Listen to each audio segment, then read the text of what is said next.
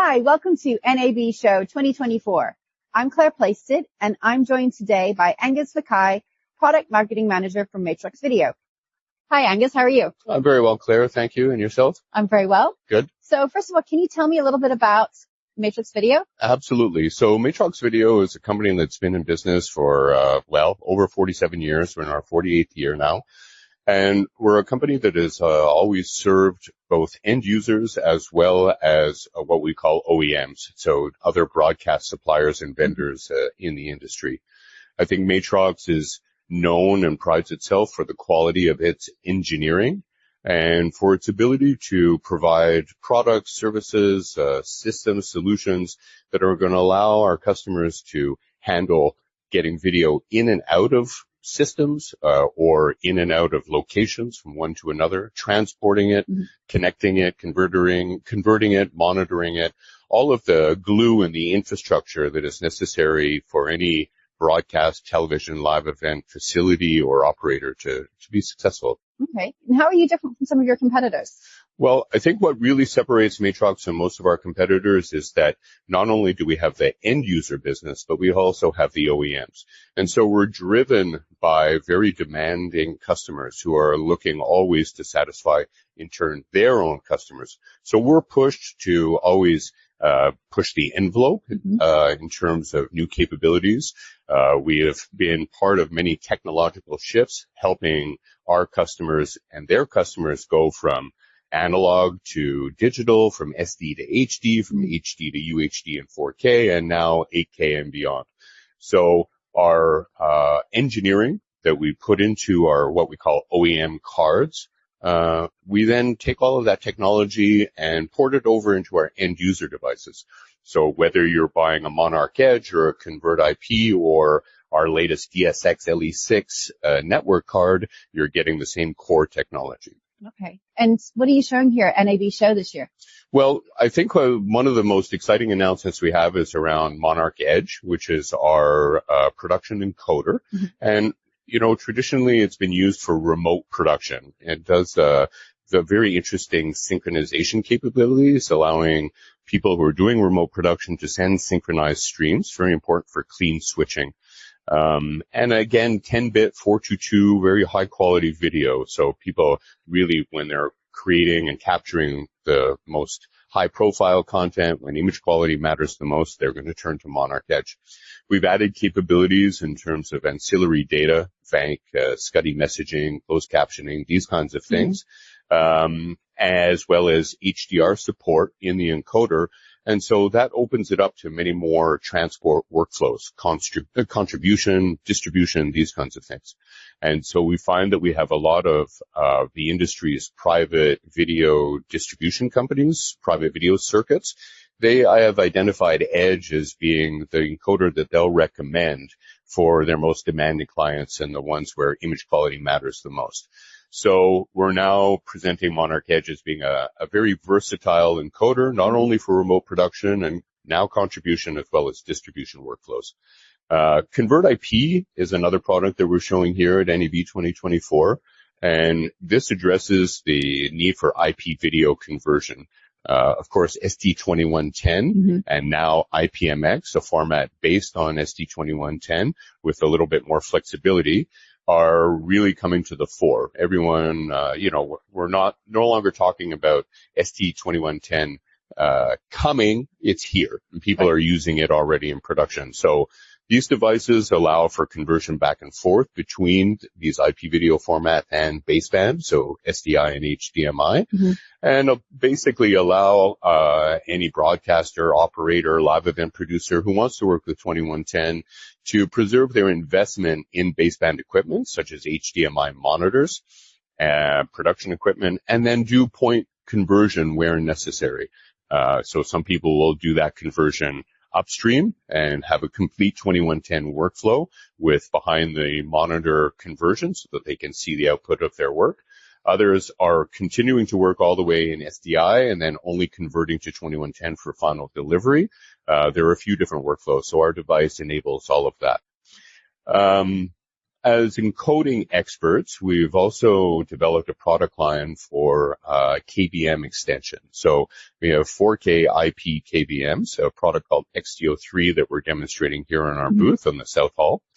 And this is great for remote operation and control. You know, in a lot of situations, you will have your workstations, your devices, whatever it is you're controlling in an environment suitable for them. So perhaps noisy, but cooled and with electricity and in a rack somewhere like that. Whereas your artist or operator needs to be in a location suitable for them. So maybe it's a color correction grading room with the right lights, or maybe it's sitting in an environment where you have multiple workstations that you need to control. And rather than having, you know, a keyboard, mouse, and monitor for each one, you might want to just use one keyboard, one mouse, one monitor for all of those workstations and easily switch between. Because it's an IP product, it's very flexible, and you can use your IP network to basically route that signal wherever. So you can have a workstation in one location, and any artist or operator can pick up control of that workstation and access it from home. That works over WAN and LAN, and a new capability that we're showing now is the ability to do that also over the public internet on a 1G connection. So some new capabilities there.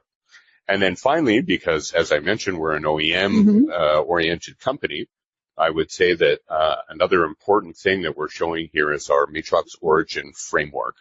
Now, as you well know, and we can see everywhere, the cloud is forefront. You know, I guess it's second place to Gen AI as the buzzword these days. But nevertheless, cloud is still prevalent for people. They're really trying to think about it.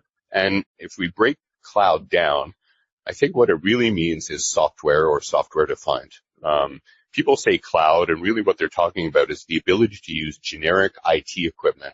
And it could be located in someone else's data center, or it could be a cloud provider, but it could also be in their own facility. And maybe you want to create a hybrid model where you're using some equipment in your facility, some in the cloud, or a mixture of both, right? So what the industry has been doing, primarily motivated by the pandemic, is a rapid acceleration to moving to cloud. And what that meant is that generally people took existing products and they said, how do we make this work remotely? And so they did what we call lift and shift. And they took a product that used to run on-prem in a video environment, so clock-driven, synchronized, tied to a house genlock, all that kind of stuff. They took that and they made a version that could run on a virtual machine in the cloud. Okay. But that didn't solve any of the problems of latency, getting video back and forth, interconnecting. It didn't solve any of the problems of needing to process a frame completely before then being able to send it on to the next stage in the chain. And so what Matrox has done with our Origin framework is really change the approach. We are now IT-ifying, if you will. It's not an elegant phrase, but what we've done with Origin is we have made a completely IT native framework. And so instead of it being a video system working in an IT environment, it's an IT system with video capability. And so this is a big difference. It allows you to take advantage finally of everything the cloud really has promised and offered. So when broadcasters, when live event producers, when any content or media production company talks about cloud, what they're really looking for is agility, flexibility, scalability. How do I dial up and down the amount of resources? How do I take one setup and use it for multiple applications? I want to do a news show in the morning, a cooking show in the afternoon, weather at night, whatever it is. And I don't want to have a room for each of those things. I want to be able to take a computer and be able to run different applications on it. And so that's the concept behind our Origin framework, is a complete shift from linear clock-driven to event-driven in an IT-native environment where you can actually treat bits and bytes instead of complete frames. So this radically changes the performance that you can get, as well as delivering all of those cloud benefits that everyone is looking for. So we're very excited about that, and we have many broadcasters coming for demonstrations and leaving afterwards you know, that emoji with the, you know, you're kind of mind blown. We see a lot of that coming out of the meeting room. So anyone who's interested in the future of video production in the cloud or on what we might call COTS-based equipment should definitely check out Matrox Origin. Wow, that's a lot. You are covering a lot at this show. We're busy. We got a lot going on. Absolutely. What can we expect from the company over the next 12 months? Well, of course, IP video, it's everywhere. And I think what the industry inevitably does is finds what works for them. So broadcasters like ST2110, other kinds of producers use different formats, IP video formats that suit them. Some of them are, you know, possibly open or possibly not open, but look open. I think what Matrox wants to do is say, whatever format you want to work with, we're going to enable that for you. And so if you want to go from one format to another, 2110 to SDI or SDI to some other manufacturer's format that you've already got some equipment that services, we're intending, and we will be announcing later this year, different products that are going to help you to do that conversion back and forth. And so suddenly allow producers to choose the right tool for the right job, get into IP video at a rate that they want and with the formats that work for them. So I think that continues with our mission of being the infrastructure and the glue providers for the industry and being able to take all these different little islands and connect them together. Yeah. Interesting. Yeah. So tell me, what do you love about NAB Show? Well, boy, what do I love about NAB Show? I must love a lot of things because this is something like my 28th or whatever it is. NAB is an amazing event. It allows us to connect with all of our customers, our partners, our resellers. It allows us to gain insight and understanding of the industry. We get all kinds of feedback. Our roadmaps are informed. We have all kinds of opportunities to develop, you know, business and networking. It's the place to come for anyone in media, really. Sure is. Because it's, you know, yesterday was an interesting day.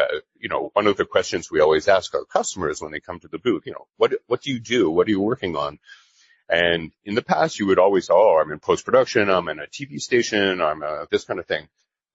So much live event production now. I think 90% of the people I spoke to yesterday, what do you do? Oh, we do live events. Wow. And so there's this convergence, and I think NAB is right in the middle of that. You know, I forecast that the B in NAB might change in the future to something that isn't so tied to broadcast, but to media generally because of that convergence. Great. Well, thank you so much for coming into the studio today. It's my pleasure. Thank you very much for having me.